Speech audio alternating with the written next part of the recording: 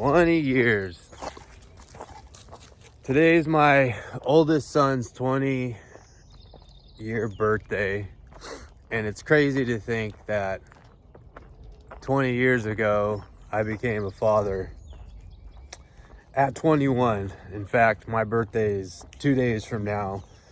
So he was born 2 days before my 21st birthday. And at the time, I was terrified and I thought my life was over.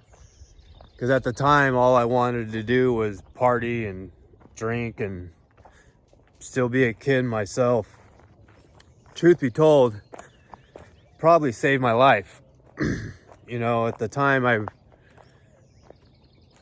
really didn't have much going for me. Much, I don't want to say much to live for, but it's kind of how I lived my life, was just partying and drinking and having fun. And about 2 years after he was born is when I finally decided to give up drinking and partying and all that kind of crazy stuff. Honestly, if it wasn't for him, I don't know if my wife and I would still be together. You know, she's always the one that says everything happens for a reason, and I think God gave me my first son at such an early age to calm me down. I think that was the reason. Kept me and my wife together for good or bad, but it ended up turning out all right.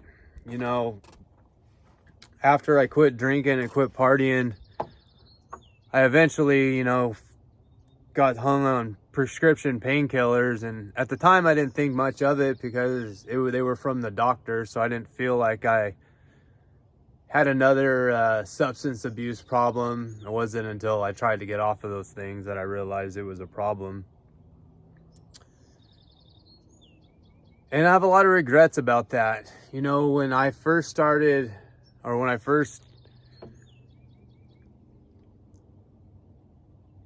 he was about 10, 11 years old when my addiction to prescription painkillers first came to light. And get over here, Tucker. Sorry, my dog. Get over here. Get over here. My dog's running off on the neighbor's property, or on the neighboring property. It's an empty lot.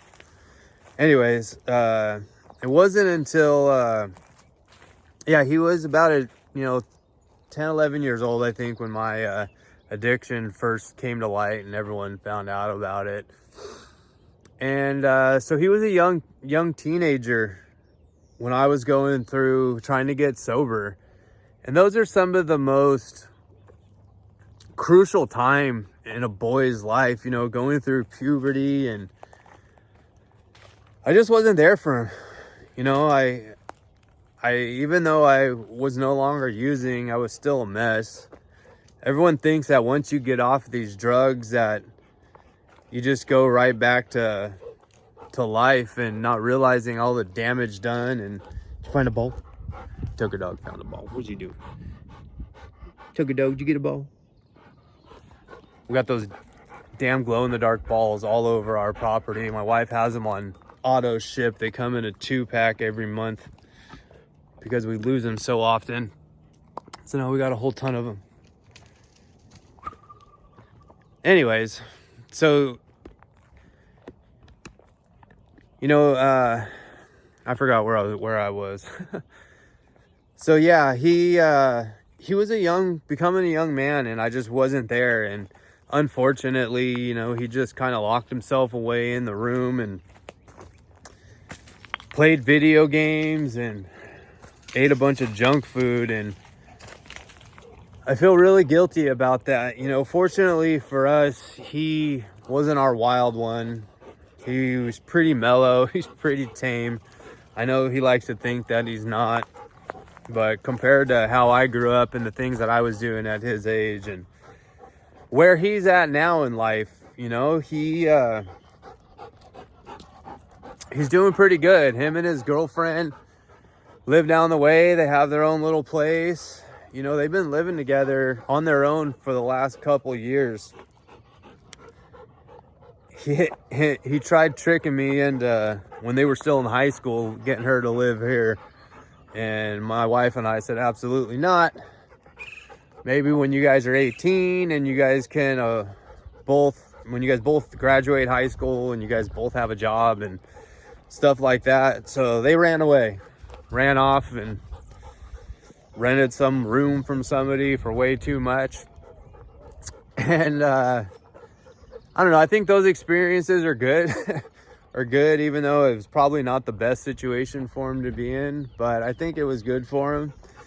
Then they ended up coming to live with us for about a year while they saved money, and they scored another place down the road. It's like a back house. Some old couple have a back house. I think they pay like $1,000 a month. He works full-time, she works full-time. They're doing good. Doesn't mean though that I didn't cause a lot of hurt and a lot of damage to him. And now that he's older, you know, now that he's in his 20s, you know, we can have better conversations. He's still a knucklehead. Talking to him and his girlfriend about politics is pretty rough. They get all their information from TikTok. But he's got his good head on his shoulders. You know, I'm really proud of him. I want him to know that. You know, I try to help him any way I can. Teaching him, you know, we've been working on his truck a bunch. He's had a bunch of issues with that. And I just, I don't want to say making up for lost time, but definitely, you know, I was there even when I was in the throes of my addiction. You know, I was still coaching a soccer team. I didn't miss any school event. Like I don't want to say I was a functioning addict, but I was an addict that was functioning for most of the time. And eventually the addiction just takes over and you're kind of just a zombie at that point.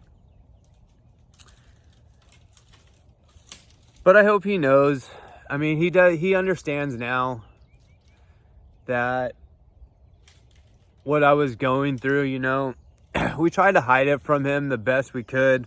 I, at one point, had gotten arrested, and my wife had told him, I don't know where she told him, I was at an off-road race or something for the weekend, or I don't know what she had told them, but I called her from jail and they were in the car. So it was like, you have a call from Chino, or wherever I was it Chino, San Bernardino County Jail.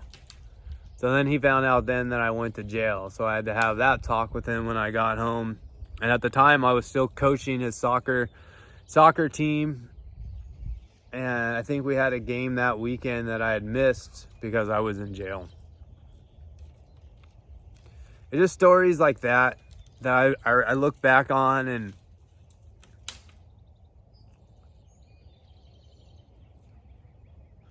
the kid definitely saved my life.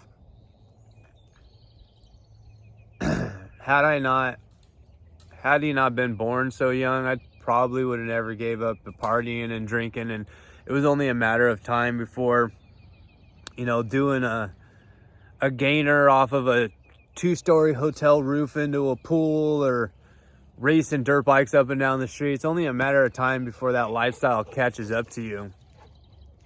I'm fortunate that most of my friends that I grew up with, we all grew up like that. I'm fortunate most of us came out all right.